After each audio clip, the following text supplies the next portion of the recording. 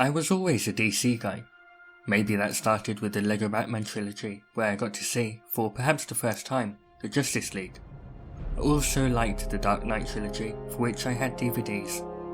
But I feel like that was really it for me after Lego Batman 3 released, with a dipped toe that was barely wet. I wasn't big on Man of Steel, I didn't watch that in the cinema. But I do remember super speed being one of my favourite powers, and I remember the bare bones nature of the Flash as a fast character being highly appealing to me.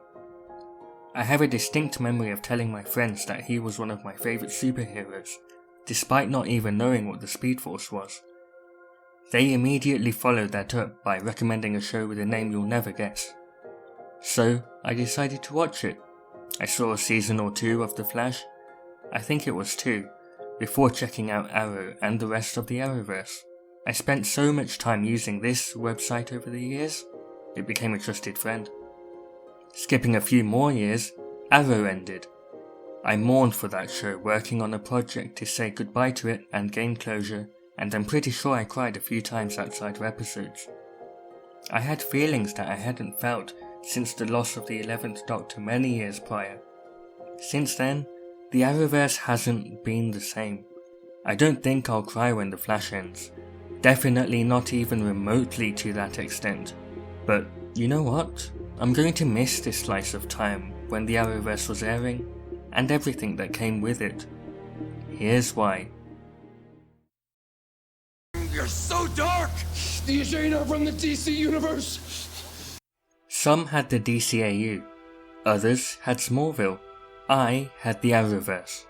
The Arrowverse acted as my introduction to the wider non-Batman parts of DC. It was a simpler time, with a fun, shared universe. In a world where the DCEU was so dark, the DC TV universe was a shining light of optimistic shows with superheroes having fun and beating the bad guys. It typically had smaller stakes than today's fare, with many moments of saving civilians and providing hope. Of course, it did also get darker, but it was a more bearable darkness because it was mixed in with the unexpected humour of Arrow or the brightness of Supergirl. Superman would actually smile. I loved how Supergirl reflected the nature of the world and real-world issues, something I haven't seen enough of with other shows. Legends of Tomorrow would seem silly to many, but it was packed full of heart. Arrow, funnily enough, taught me how to move past trauma. The Flash taught me to enjoy life before it rushes past you. Black Lightning taught me about racial injustice. I learned a lot from these shows that I carry forward with me. Blake Neely was the first composer of the Arrowverse, and the fantastic Oliver Queen Suite was the first track created for Arrow. Of course, he got that perfect in his first attempt. One of the best parts of this whole universe was the soundtracks created by Neely, and later the others brought into the fold. Crossover music was always fun for me to listen to, and we even got a musical episode with Broadway stars. Long after the final episode airs, I'll still be listening to these tracks. It wasn't completely comic accurate. Why am I mentioning that? Well, it's because, upon reflection, the plentiful, strange choices are just funny and don't take the enjoyment away. And in some cases, the changes worked for the stories to be told. The Arrowverse was my first instance of liking something that others didn't and coming to terms with that. I'd felt in the past that this was a negative trait of mine, but the truth is that it was actually a positive to find the joy in things. I guess part of that is what led me to create this channel. The Arrowverse taught me that I could love something while seeing its flaws. By now, we all know how the Arrowverse treated certain characters in a way that was not reflective of the comics. But when it introduced original characters, they were often some of the best. Naming just a few, we have John Diggle, Tommy Merlin, Sarah Lance, Harrison Wells, Joe West, Gideon, and my favourite of them all, Dreamer. Sometimes you just know a character is truly special from their first appearance, and I remember feeling that way when Dreamer was introduced to the world. It was so refreshing to see new characters be created for these shows instead of changing aspects of pre-existing characters in the comics. It's an exciting prospect to see the legacies for these characters begin here, and I'm ready to see what the future holds. The Wave Rider was surprisingly quiet because half the team was away on a mission. Oh, the crossover. Yeah, had to take a rain check. Concurrent storylines were naturally a big part of this universe.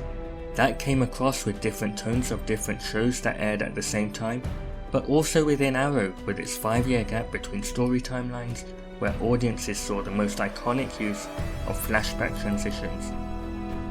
The cinematography of Arrow in particular was really quite good. Unfortunately, the same can't be said for the endless cutting to different shots in combat. But I can appreciate the stunt work put into Arrow with the aim of bringing cinematic superhero action to the small screen. Crossovers were always a highlight, bringing together characters who we hadn't seen interacting with each other. Though each show was tonally distinct, the crossovers worked really well. Legacy actors. Who can't describe the joy one feels from seeing previous actors come back to pass the torch? Most notably, John Wesley Shipp came back as Henry Allen, Jay Garrick, and his old 90s Flash, giving a much needed finale to that show in one of my favourite crossovers, Crisis of Infinite Earths. We also saw Tina McGee, a Superman and a Supergirl return, along with a slew of others. This scene.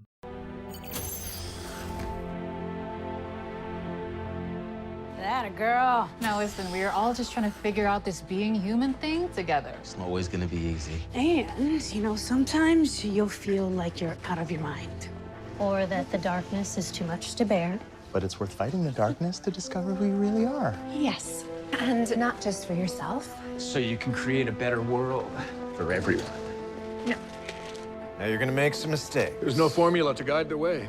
No destiny to surrender to. And it's not about being perfect, it's about doing what you know is right. And having a hell of a good time doing it. That's what it means to be alive. And to be a legend. Welcome to the team, Gideon.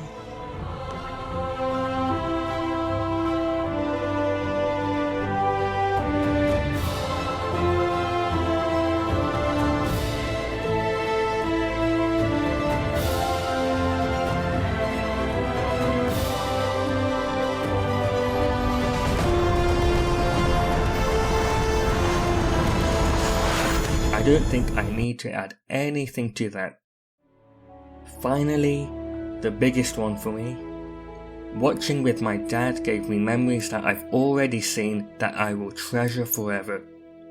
I remember a lot of what he said when he watched the Arrowverse with me, even if it was limited to just Arrow, The Flash, and the first few seasons of Legends of Tomorrow. The Arrowverse created an unbreakable bond between us, with the themes contained within.